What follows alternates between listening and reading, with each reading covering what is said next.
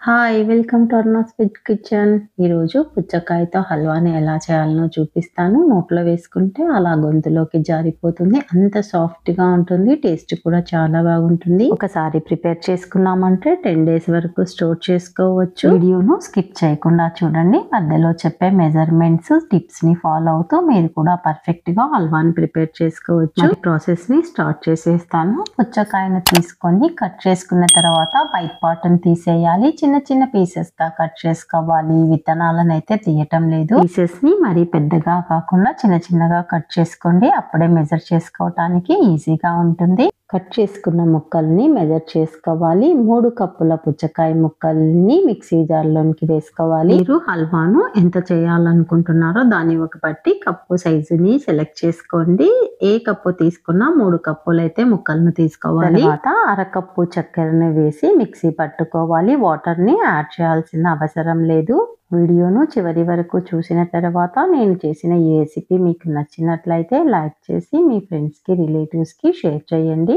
Mixie పట్టుకున్న పుచ్చకాయ జ్యూస్ని వడకట్టుకోవాలి. పుచ్చకాయలోని విత్తనాలను మిక్సీ పట్టే ముందే సపరేట్ చేసినట్లయితే వడకట్టుకోవాల్సిన అవసరం లేదు. ఒక పాత్రలోనికి అరకప్పు కార్న్ ఫ్లోర్ను వేసి అరకప్పు వాటర్ని వేసుకొని ఎక్కడా లంప్స్ లేకుండా బాగా కలుపుకోవాలి. తర్వాత ఈ కార్న్ ఫ్లోర్ వాటర్ని పుచ్చకాయ జ్యూస్లోనికి వేసి ఇలాచీ పౌడర్ని కొద్దిగా ఫుడ్ కలర్ని యాడ్ చేసుకోవాలి. ఫుడ్ కలర్ అనేది ఆప్షనల్ మాత్రమే. మీరు వద్దనుకుంటే స్కిప్ చేసుకోండి. కలర్ఫుల్ గా ఉంటే పిల్లలు ఇష్టపడతారని వేస్తున్నాను. హల్వా ప్రిపరేషన్ కోసము అరకప్పు నెయ్యి అయితే పడుతుంది. ప్లేట్కి నెయ్యిని రాసి రెడీగా ఉంచుకోవాలి. పుచ్చకాయ జ్యూస్ ఉన్న పాత్రను స్టవ్ మీద పెట్టి లో ఫ్లేమ్ మీద ఉడికించుకోవాలి. మందపాటి పాత్రని యూజ్ చేసుకోవాలి. కాస్త దగ్గర పడినప్పటి నుంచి మధ్య మధ్యలో నెయ్యిని యాడ్ చేస్తూ ఉడికించుకోవాలి. పూర్తిగా నేతితో చేసుకోవచ్చు లేదా పావు కప్పు నెయ్యి పావు కప్పు ఆయిల్ ని కూడా వాడుకోవచ్చు. ఏ ఫ్లేవర్ లేని ఆయిల్ ని తీసుకోవాలి. లో ఫ్లేమ్ మీద మాత్రమే ఈ ప్రాసెస్ ని చేసుకోవాలి. నెయ్యిని యాడ్ చేస్తూ ఉండాలి. మనం తీసుకున్న నెయ్యి మొత్తం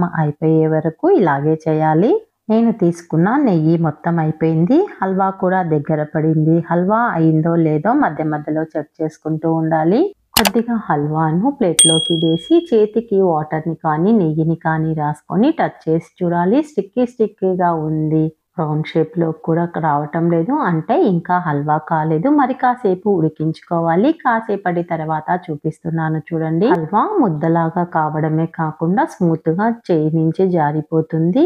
హల్వా అయితే ప్రిపేర్ అయిపోయింది. స్టవ్ ఆఫ్ చేయాలి. జీడిపప్పు పీసెస్ బాదం పప్పు పలుకులని వేసి కలుపుకోవాలి. డ్రై ఫ్రూట్స్ ఇవే వేసుకోవాలనేమీ లేదు. మీకు ఏవి నచ్చితే ఆ డ్రై ఫ్రూట్లను వేసుకోండి. వెంటనే హల్వాను నెయ్యి రాసి పెట్టుకున్న ప్లేట్లోకి ట్రాన్స్ఫర్ చేసుకోవాలి. ఈవెన్గా స్ప్రెడ్ చేసుకోవాలి. గంట పాటు అలాగే పెట్టేస్తే గట్టి పడిపోతుంది. లేదా 30 నిమిషాల పాటు ఫ్రిడ్జ్లో ఉంచుకోండి. 2 అవర్స్ తర్వాత చూపిస్తున్నాను చూడండి. చేత్తో టచ్ చేస్తే అస్సలు అంటుకోవటం లేదు. డ్రై అయిపోయింది. ఇప్పుడు మీకు నచ్చిన షేప్లో నచ్చిన సైజులో కట్ చేసుకోండి. ఎంతో సాఫ్ట్గా స్మూత్గా ఉండే పుచ్చకాయ హల్వా ప్రిపేర్ అయ్యింది. ఇలా చేసుకొని 10 డేస్ స్టోర్ చేసుకోవచ్చు. ఎన్నో రకాల హల్వాలను టేస్ట్ చేసి ఉంటారు కదా. ఒకసారి ఇలా పుచ్చకాయతో హల్వాని ట్రై చేయండి. చేసేటప్పుడు ఒకసారి మెజర్మెంట్స్ ని చెక్ చేసుకొని వీడియోను చూసి చెప్పిన టిప్స్ ని ఫాలో అవుతూ హల్వాని ప్రిపేర్ చేసుకోండి. ఎలా వచ్చిందో నాకు కామెంట్ చేయండి. ఎలా వచ్చిందో చూపిస్తున్నాను చూడండి. అచ్చంగా స్వీట్ షాప్లలో దొరికే కరాచీ హల్వా ఎలా ఉంటుందో అలాగే ఉంటుంది. తక్కువ ఇంగ్రీడియంట్స్ తో ఈజీగా ప్రిపేర్ చేసుకోవచ్చు. ఫస్ట్ టైం నా ఛానల్ని విజిట్ చేసిన వారు ఇంతవరకు సబ్స్క్రైబ్ చేసుకొని వాళ్ళు సబ్స్క్రైబ్ చేసుకొని బెల్ సింబల్ని నొక్కి యాక్టివేట్ చేయండి. ఫర్దర్గా నేను పోస్ట్ చేసే వీడియోలన్నీ నోటిఫికేషన్ రూపంలో వస్తాయి. ఏ వీడియోను మిస్ కాకుండా ఎంజాయ్ చేయగలుగుతారు. Thank you for watching.